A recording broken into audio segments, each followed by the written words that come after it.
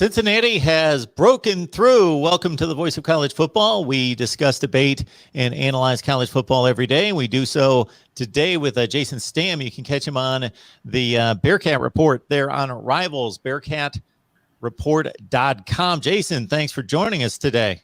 Yeah, thanks for having me, Mark. Absolutely. And so the talk is this Cincinnati team all season long, and the way things worked out, they scheduled the game that they needed to schedule to get into the college football playoff, and then had Notre Dame win all the rest of its games. So that certainly turned the trick. So your thoughts about this whole conversation / controversy about does Cincinnati deserve it? Did they earn it? They didn't have the schedule that the other teams did. On the other hand, they scheduled Indiana, they scheduled Notre Dame, they did everything they possibly could and play in a conference that has been pretty well respected the last few years. Yeah, it's amazing that you bring up that. I mean, again, that is the game. You talk about, like, if you could pinpoint one game that has determined so much for this college football season, it's that Cincinnati win at Notre Dame. And just, it's crazy to think about. I don't know if a lot of people realize it. That game was scheduled like 10 years ago. Brian Kelly may have been there. It may have been right after Brian Kelly, but Notre Dame paid Cincinnati. It was over $1 million basically to come beat them earlier this season. So you got a team going into the college football playoff that was paid over. That was a money game. It was some of these games. I mean, talking about like Clemson and Georgia, they've got games 2035 they've already scheduled. They're so far down on the books. This was one of those kind of games.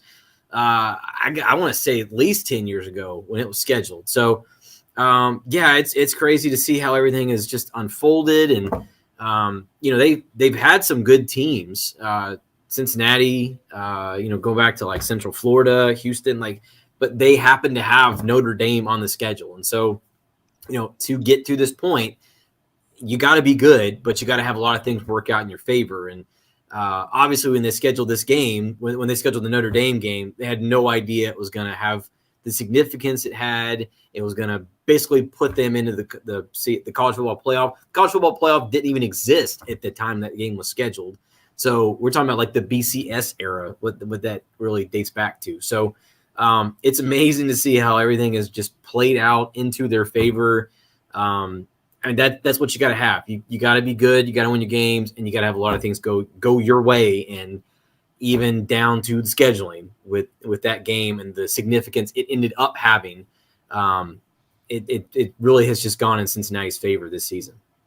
So a lot of things went Cincinnati's way in that way, but also they had to take advantage of some situations on the field in which they weren't necessarily on their A game through a stretch of the season. Navy, Tulane, Tulsa, etc. So do you think this is a different football team today than it was 4 or 5 weeks ago? I don't know. I kept getting asked even during that stretch, like what was going on. And to me, it's almost like they just kind of got in their own head a little bit. They were just notorious there for a long stretch of the season at getting off to a terrible start. Once they figured it out, they'd kick it into gear, and they would usually, come off with a pretty good win, or, they pulled out late. You're talking about Tulsa took them obviously into the fourth quarter. I don't know. I mean, I also can't imagine. I know there's a lot, but I can't imagine the pressure that's on these guys and has been all season. Like, they are expected to win every game, and Coach Fickle's talked about it a couple of times. Like, he knows that no matter who they play, it was like a lot of the other teams, like their opponent's Super Bowl, and they treated it like that. So they got everybody's A game. Maybe not Notre Dame, going back that far, because I think even I don't think everybody really understood just how good this team was, and obviously not everybody gave them a chance to win that game. But especially from that point, I think they got everybody's best game. So. I don't know if they're different from 4 or 5 years ago. I mean, their experience, I think this is already a really veteran experienced team anyway. But maybe they have the solace knowing, like, hey, even when things aren't going great, we can still pull something out and be, get that win even when they're not on their A game. So As you well know, there are people that watched that Houston American Conference Championship game that did not watch Cincinnati the entire season. And now, even more so, there are going to be people watching this game that have not seen the Bearcats all season except the highlights. And the highlights almost exclusively involve Desmond Ritter. So let's start right there, just in regards to what he brings to the table and his progression. Yeah, I mean, he's a 4-year starter, so he has, he's going to be one of the winningest college football players of all time. By the time his career ends, I guess he's already up there right now. Among as far as how many wins he's had. So, he's been through about everything in the last few years, and I think he's just benefited so much from having Gino Guidugli as his coach, his position coach. Gino quarterbacked at Cincinnati himself, and he's broken a few of Coach Guidugli's records this season. But he's just so much more calm. He's poised. He makes really good decisions, and even I think a couple of years ago, I think back to like when they had that big game at UCF. I think that was 2 years ago, 2019.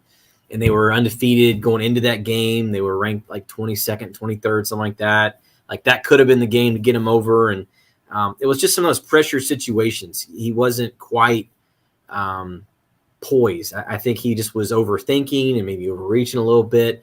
And you really don't see that this year. He's gotten a ton of more protection. This is probably the best offensive line he's had. He's had some really good offensive linemen. James Hudson last year being a really, really darn good one. But as a cohesive line, I think this may be the best line he's had to work behind. And I think he's more, he realizes he doesn't have to do it himself. Not that he ever really, I think had that pressure, like I got to be the one to make every play, do everything. But when you've got a really, really capable running back, you've got a very capable group of receivers and tight ends, and I think that's also helped him kind of relax and just play. And I think that's where you're seeing a difference this year that maybe you didn't last season or two. So, yeah, that capable running back shouldn't be in awe of the guy standing on the other side of the ball because he's been on the practice field and in games with a lot of them. So Jerome Ford racks up 1,200 yards for this team and is going up against Alabama, of course, his former teammates. Talk about the run-pass ratio and what a perfect Cincinnati game plan looks like. Yeah, so they're going to they use a lot of multiple tight end sets. So you're going to see, and they've got some really good tight ends. They've got two really, really good tight ends in Josh Weil and Leonard Taylor. And so, when everything is working really well, it's getting them very involved, especially down, at least getting towards the red zone, that end of the field. I think Josh Weil is a nightmare for about any defense. I mean, you're talking about a 6'6", 6'7" tight end, long, slender. He's got such a very long reach. He's absolutely a matchup nightmare for any defense they've gone against. I think a lot of, if not all of his touchdowns have come, they're not like deep throws. They're down right around the red zone, those short 3-4 yard touchdowns. And yeah, I mean, it's a pretty balanced mix. I think, you're not going to see them really lean one way or the other, run pass. Jerome Ford is definitely a multi-dimensional back. So he's not just going to run it whenever you see him on the field. They'll run some screens with him. They'll run some stuff over the middle. He gives them a lot of options in the passing game as well. Alec Pierce is the wide receiver to really watch. And, they've got some other receivers, I think, that are also capable. But like I said, Alec Pierce is the one to really watch. He just has great hands. Like Alec Pierce he's not the best, probably not the best athlete on the field. Just about any field he plays on. He's not the fastest, but he's smart. Let's say, if he needs 12 yards for a first down, you're not going to see him stop a yard short for a first, in his route. He's going to make that extra yard to get the first down. Just little stuff like that. And he just doesn't miss. Like there aren't many. He's not one of those you'll have 12 targets, 5 catches or something. Like if you throw it close to him, he's going to catch it. He just doesn't drop too many passes. So Alec Pierce has become a really, really big weapon for them, really out of the slot mostly. See, when you use the term matchup nightmare, I actually thought of Alec Pierce. So you correct me if I'm wrong, because I just I may get his dimensions completely wrong just watching the games on TV. But he seems like this guy that's got these long arms that kind of reaches over defensive backs to snatch the ball constantly. Yeah, I mean, that's a good point. I mean, I don't, not everybody has a good slot receiver like that. I always think of Wilds because rarely do you go up against 6'7" tight end with that kind of wingspan that he has, and they throw the ball up to him. You'll see a lot of those lob like passes to him, and they're really they're going to exploit that. But yeah, in the middle of the field, really, I get again, not that they're not going to throw too wild, but yeah, you're right. Alec Pierce would probably be their main target in getting down to the red zone, where then you turn into Josh Weil, lob it up to him or put him in the corner of the end zone, run a fade route or something. Folks, we got Jason Stam on the line from Bearcat Report on the Rivals platform, talking up Cincinnati, of course, in the semifinal matchup against the Alabama Crimson Tide. When we flip to the other side of the ball, Jason, of course, we've got the second-ranked pass defense in the country at Cincinnati taking on the almost assuredly Heisman Trophy winner in Bryce Young, but also a run defense that, even though the aggregate numbers aren't that impressive, 46th in the nation rush defense per carry, 13th in the nation, just barely over 3 yards per carry. So they are pretty much shutting it down from both sides. Yeah, I mean, secondary wise, I would argue that probably Cincinnati has probably the best cornerback tandem in the country. You're talking about the Jim Thorpe winner last night with Kobe Bryant and Ahmad Gardner, who's also first team. That's what's crazy is I've seen multiple first team award lists, as all the awards are coming out right now. Multiple first team award lists with Ahmad Gardner that don't have Kobe Bryant, who just won the Jim Thorpe award last night. That's crazy. I think a lot of people don't. But again, that's maybe some of those that haven't watched this team all year. You don't know just how good those two are. If you're throwing the ball, you talk about a good pass defense. Where do you go if that's who you're throwing against? Are two of the top, if not the top two cornerbacks in the country. Gardner is probably going to could be a top 10 pick in the draft. I think Kobe Bryant's looking like a first round pick, probably no later than a second round pick in the draft. So hard to go up against that. You talk about up front, Myjai Sanders is I think he's a 4-year starter at this point. Has been there and he was good last year. I mean, I thought he could have entered himself into the draft after last season, decided to come back for another year.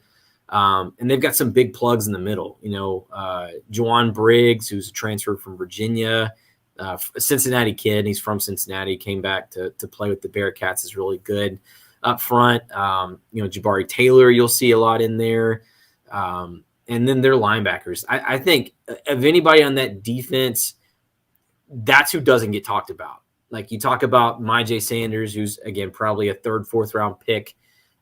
Nobody's really talking about those linebackers. And Joel DeBlanco, Darian Beavers, I mean, they are all over the field. DeBlanco especially. I mean, we keep track of like the Pro Football Focus grades on our site, and I feel like it's every week DeBlanco, if he's not at the top, he's very near the top.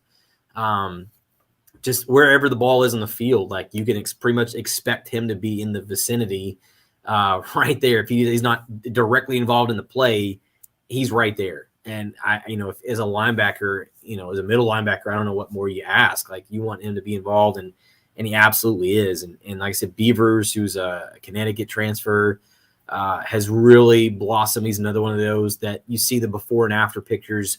Before he got to Cincinnati, after Cincinnati, he looks like a completely different player. I mean, it's unbelievable the transformation a lot of these guys have had over the last couple of years, being in the strength and conditioning program, and you see, where they are in the field. And it's a really solid defense. There really aren't that many holes or anything on that defense.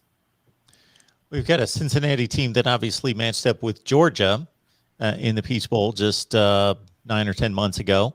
And that game should have been won, went down to a last-second kick.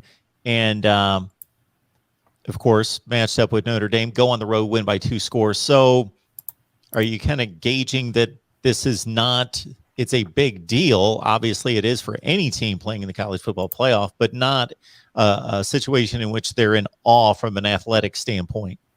I for certain don't think they're in awe. At this point, like you said, they played Georgia.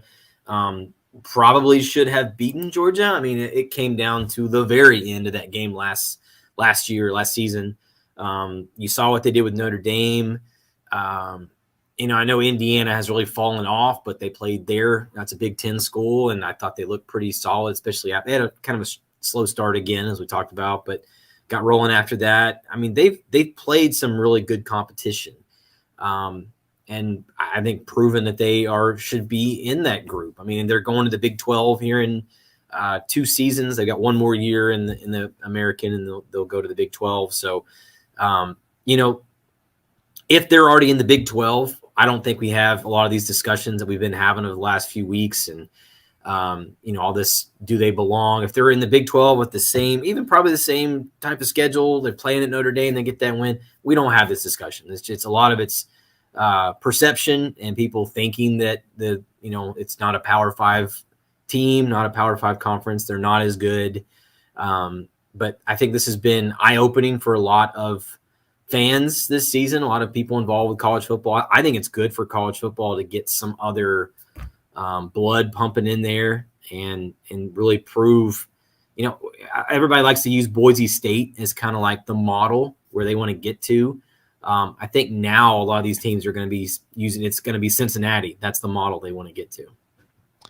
Got Jason Stam on the line. You can catch him on the Bearcat Report on Rivals. And, of course, this is the time to do it as Cincinnati prepares for Bama. But if it comes down to a late field goal, that hasn't necessarily been a good thing for the Bearcats.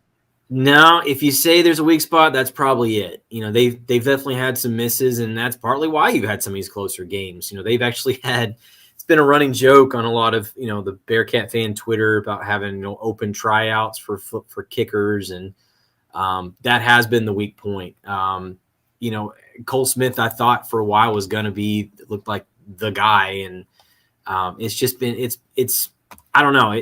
They can't seem to get it together in the kicking game. That if you say there's a weak spot, that for sure is it. Whether that's resolved now, I don't know. I mean, it hasn't been resolved all season. I don't know why would this be resolved all of a sudden. So I think if you're going to look at something that could potentially, come back to bite them, that could be it. It could be that kicking game. And I don't know. I mean, Christian Lowry is kind of where they are now, but I don't know. I'm not 100% sold on him. And I'll be honest, I don't really know what his range is either. So let's say, let's say they're at between the 30, 40 yard line. Now, situation's going to dictate it too, but unless it's into the half, I don't know. As you really even try a field goal there, you might even see them go for it. And because, that field position, everything else, but a lot of it, that could really be a big factor in that game for sure. Although sometimes it actually plays to a team's benefit, unless it's at the end of the half or at the end of the game where, hey, we need a 47-yard field goal here and it's 4th and 14. Let's kick it. But other than that, I think it's some of the metrics speak to it proving to be almost a good thing that a lot of teams are taking the approach that once they get inside the 50, hey, this is a 4-down game because it puts more pressure on the defense. They have to defend for 4 downs. Yeah, and I just, like I said, it's such a field. It's a field position doesn't get talked about enough. I think we naturally going to focus more on offense, defense, but your special teams can absolutely swing field position. And that affects so many things about play calling and how you go about just everything at that point. Depending on where you are. If you're stuck way back on your side of the field every time and you can't get anything going, that's not helping. So. If you're kicking it, maybe traditionally you'd have a good kicker. You'd kick it when you're at the 35, 30. But now, you miss that field goal. That's a lot of field position. You flip sides and you're already giving them a really good place to start. So they've got a good offense, and with the kicking game being kind of suspect still, that's a good point. I think they would probably go for it more. Even like you said, with 4 downs, being a lot of the mentality now. So, folks, when we say bad in field goals, 7 for 17's last in the nation in percentage of field goals made. On the flip side, doesn't have to do with special teams, but to get back to the defense, number one in the nation in causing turnovers. 33 turnovers, 18 of those interceptions. So it should be quite interesting. Jason, anything that we've missed on this one, Cincinnati and Bama? I don't think so. I mean, I think it's going to be a lot closer. I just not say it can't happen, right? But I don't foresee this being a blowout. Even if Alabama wins, I think if I had to say, if I had to pick, I think I'd pick Alabama, just because it's Alabama. They're got, like you said, they've got the Heisman Trophy winner, presumptive Heisman Trophy winner, Bryce Young. I know John Mechie is going to be out, but I don't see them really missing a step past that. Their third and fourth stringers could start about anywhere. They're just loaded with talent. And so, I would pick Alabama to win, but I think Cincinnati has proven that they belong in this position. And so I see them hanging right with them to the end. Maybe Alabama pulls away late, pads it and gets it where the score may not reflect it. But I don't see this getting out of hand early or early in the second half. I think this will be a pretty evenly matched game on both sides. You got a strength like Bryce Young, but you got a good secondary like Cincinnati has to combat it. So I'm really excited to see how it plays out. But I think if I had to say right now, I think I would pick Alabama to win. Stephen, let's take it back to the SEC championship game, because just when I think that I can't be any more amazed with Nick Saban in this program, this is what happens. I didn't count them out of this game. I'm not going to say that I picked them to win this game, but what happened on Saturday did not surprise me whatsoever. At the same time, they were a touchdown underdog, and there were people counting them out. And we know that they struggled against the likes of LSU and Arkansas and Texas A&M and the most latest in the Iron Bowl, where they probably should have lost that game. And then they fix things, and they take on the consensus number one team in the country, and they win by double digits.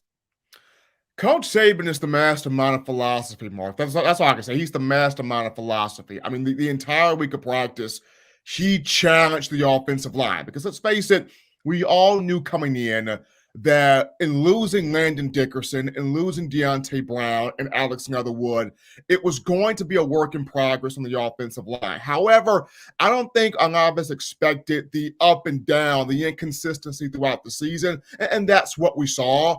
And going to the matchup against Georgia, the conversation was, if Alabama is struggling with the LSUs, the Auburns, the Floridas, the Texas A&Ms, how are they going to handle 6'6", 340 Jordan Davis?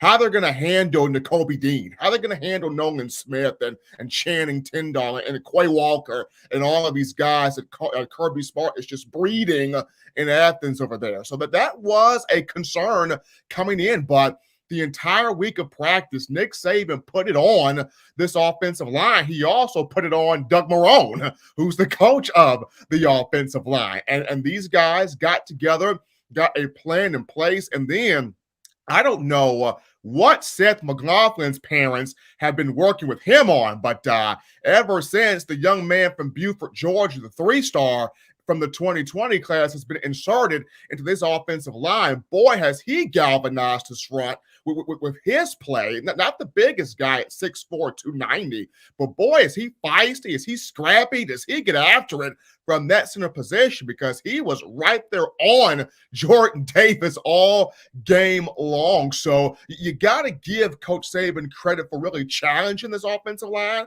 but you got to give the offensive line credit for wanting to take on that challenge, wanting to prove to the college football masses that they could keep Bryce Young off the ground. They could protect well. They could hold their own against Georgia's front.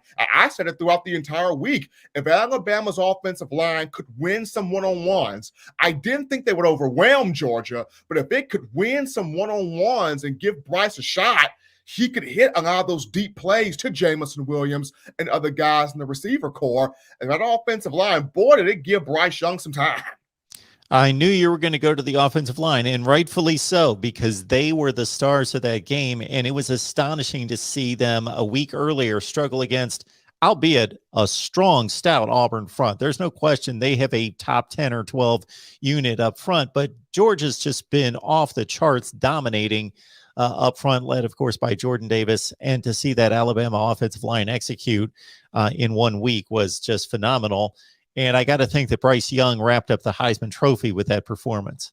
Absolutely. I mean, when you look at, SEC championship game record, 421 passing yards and 4 total touchdowns in that matchup. And just for him, if you contextualize just the season Bryce has had here, Mark, you look at this, you lose a Najee Harris to the NFL.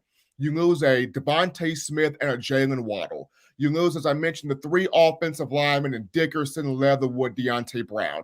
You lose Steve Sarkisian, who did a masterful job. You lose him to the head coaching job at Texas. All of the offensive pieces that you lost. And for Bryce Young to come in here, he's got a 4,000-yard season. I mean, he's second to only Mac Jones for single-season passing yards for Alabama. He's tied with Tua Tagovailoa from 2018 for single-season touchdown passes in school history with 43. I mean, the guy is in the top 10 in almost every major statistical category in terms of quarterbacks, with the exception of completion percentage. I mean, Bryce Young has had an incredible year, and in my opinion, he's had to do more with less. When you look at Mac Jones and Tua, they had Steve Sarkisian, they had a Najee Harris, they had a Jerry Jeudy, a Devontae Smith, a Jalen Waddle, big play weapons, big play targets like that. I'm not saying that John Mechie is not on that level. He's good. He's really good. And Alabama got a godsend with Jamison Williams out of a transfer portal. But the fact that all that Alabama lost offensively, and you have a Bryce Young as a first-year starter, and he's able to be that truck, as Bucky Brooks of NFL Network would always say. You have trucks and you have trailers. Bryce Young being that truck to, more times than not, pull this team out of some points of inconsistency and still have it win the SEC championship and still have it in the college football playoff. You got to give it up to that young man. And then on the flip side of the ball, going into this game, Ohio State, Michigan, Wisconsin, they have strong offensive lines, some of the best in the nation. But when you're combining talent that's going to play in the NFL and execution, that Georgia line was playing as well as anybody. And we know that they've got a stockpile of running backs back there led by Zamir White. And we know Alabama, they came in top 2 or 3 in the nation in rush defense. So that was going to be just a monumental battle up front. But Alabama certainly did more than hold its own. They shut down pretty much the Georgia rushing attack. And then more and more as the game progressed, they got after Stetson Bennett. I thought the communication, Mark, was at its best all year long. That was the most communication for an Alabama defense I've seen, to where everybody knew what to do. There were moments this season where a call would get made out on the field and guys would be confused, whether it's Josh Jobe not knowing what's going on, whether it's guys misaligned, guys not in the right gaps. There was just so much frustration throughout the season in terms of, why are we not communicating? Why are guys not lined up correctly? Why is so-and-so not in their gap? We had this happening all year. But against Georgia, something clicked where you saw linebackers tapping defensive linemen. Hey, you in your gap? Get in there. Cornerbacks making sure you got the call. Okay, let's roll here. Linebackers talking amongst each other. There was one play in particular. I saw Christian Harris run down the line, take on a block, shut it off, and nail Zamir White in the backfield. Have not seen that from Christian Harris all year consistently until that play. And then you go back to the pick 6 by Jordan Battle, reading it, seeing it, jumping the route, picking it off, going back to the house with it. The communication that DeMarco Hellams had out there. He was breaking up on passes. He was helping out on the back end. He created an interception there. And Hellams has been playing some of his best ball since the Iron Bowl. Brian Branch went out there reading his keys, playing sound on his end, and just everybody on the same key. That was the main thing. And Alabama fans have been waiting on this all year from this defense is, can we get a game where everybody is on the same key from start to finish, and you saw that. You even saw the confidence in Pete Golding in terms of his play calling, where he was not only getting pressure to Stetson Bennett, Mark, and stopping the run, but disguising the coverages. You saw Stetson Bennett kind of feel like, okay, maybe I have this guy here, and then boom, he doesn't see where the safety's actually lurking. Ball gets picked off. It was a strong play calling game from Pete Golding's end also. And certainly one of the key plays of the game, even though it was difficult to contain one Brock Bowers, he's one of the best tight ends in the country. He's just hit the scene and just taken off, was the play made on him.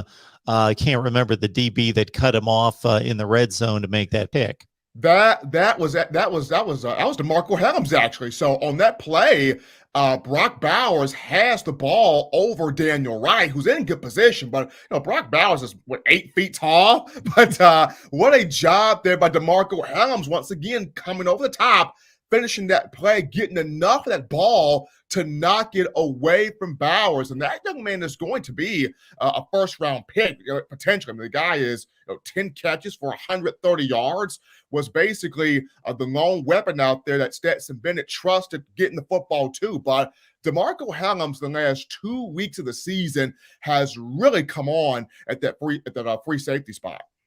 Stephen M. Smith, touchdownalabama.com. Join him and the rest of the staff right there for Alabama football coverage. And, of course, his show that you can catch right here on YouTube every Monday, Wednesday, Friday. Lock it in, 6 p.m. Central Time, in my own words. All right, Stephen, now we got this matchup against Cincinnati. And this is prime territory for Nick Saban to be telling his team, let's not listen to the rat poison, because they're going to be hearing for 3 weeks that they're going to blow Cincinnati off the map. And I give all the credit in the world to the Bearcats. What they've accomplished under Luke Fickell the last few years in building that program has been phenomenal. And you only have to look back 1 year to where they took on this aforementioned Georgia team to the wire in a Peach Bowl game. So they're certainly a quality team. I don't know if they're quite up to the level of Alabama to be competing in this playoff, but that's why we need to see this matchup. Your thoughts about the Bearcats? One thing for certain here, Mark, is that Luke Fickell knows how to win championships. I mean, let's be honest with ourselves here. He was on 2 national championship Ohio State coaching staffs. He was on Jim Tressel's staff in 2002 as a special teams coach. So he saw that. And then he was on Urban Meyer's staff in 2014 as a co-defensive coordinator and linebackers coach. So Luke Fickell knows how to win championships. And so he comes over to Cincinnati in his 5th year, and he has done an incredible job.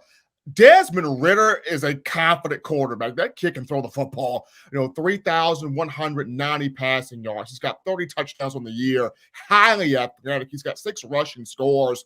He's kind of built for these types of moments. You've got a Jerome Ford that since he left Alabama in 2020 and got to Cincinnati that year, he's been a pleasant surprise for the Bearcats this season. Jerome Ford, a 1,000-yard back and 19 rushing touchdowns for him.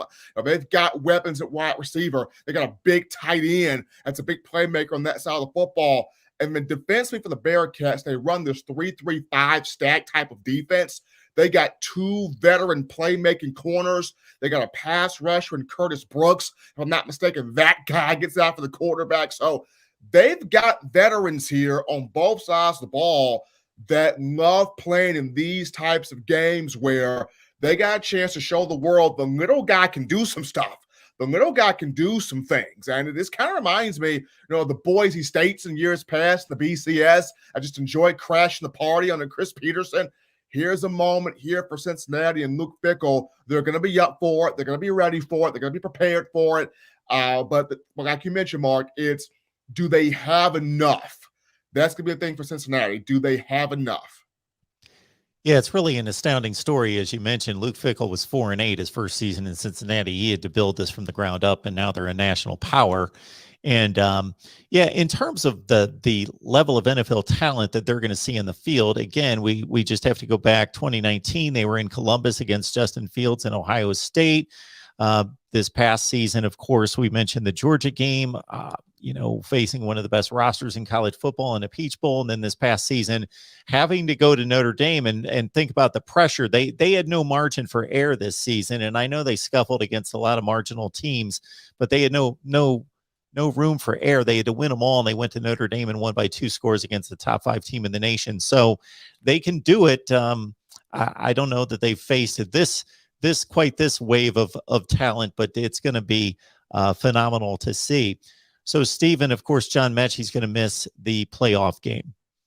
We know that despite the tremendous wide receiver room, it's not quite, to your earlier point, at the level of 4 first-round picks in the same wide receiver room as we saw a couple of years ago. It's just not quite at that level. So who's going to have to step up in place of Mechie?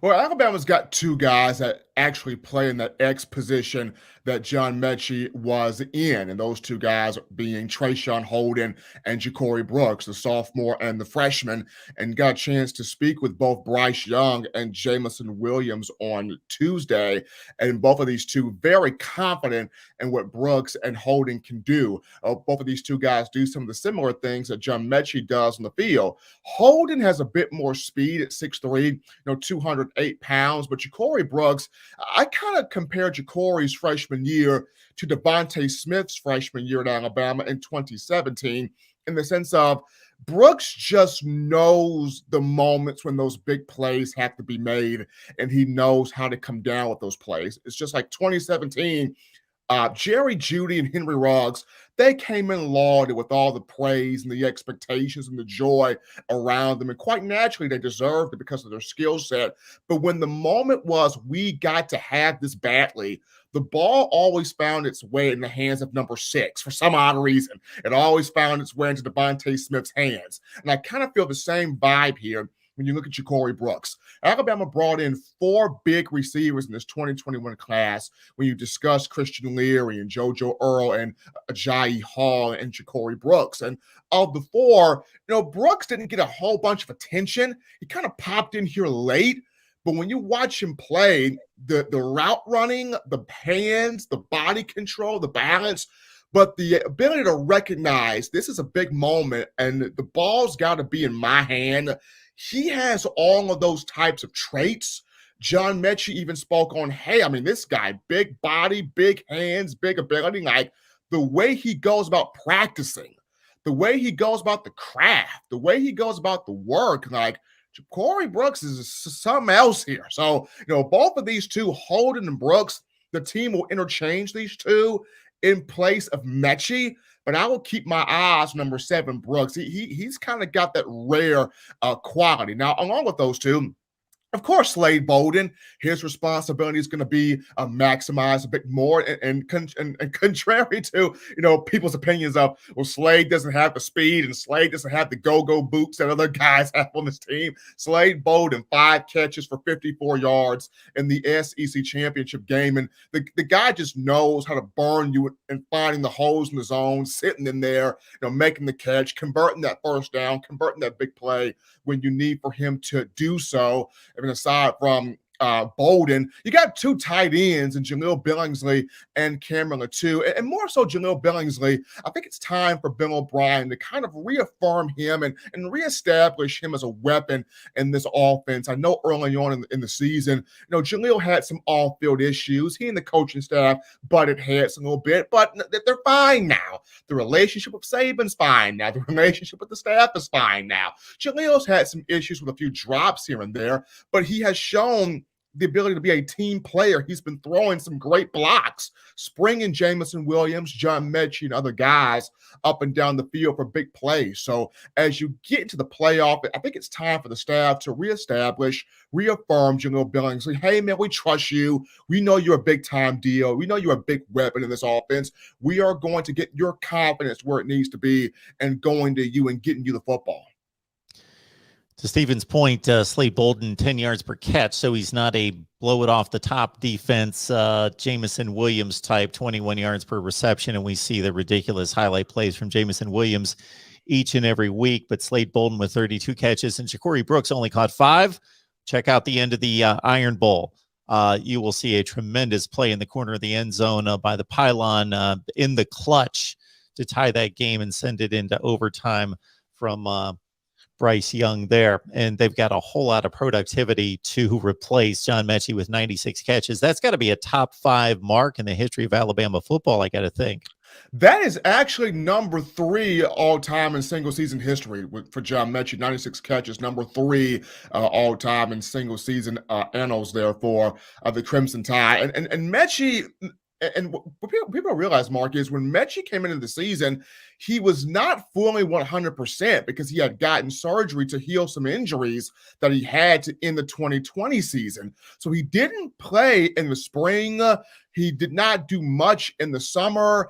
And so it wasn't until the Mississippi State game this year that you kind of saw Mechie fully getting back to 100% the way he was for much of last year. And that's where you saw Mechie have the 100-yard game against Mississippi State. That's where you saw him have the 100-yard game against Tennessee, and I think against Arkansas as well. So it wasn't until the Mississippi State game this season that Mechie became back to himself again and started to put together some really strong stacks, some really good performances together.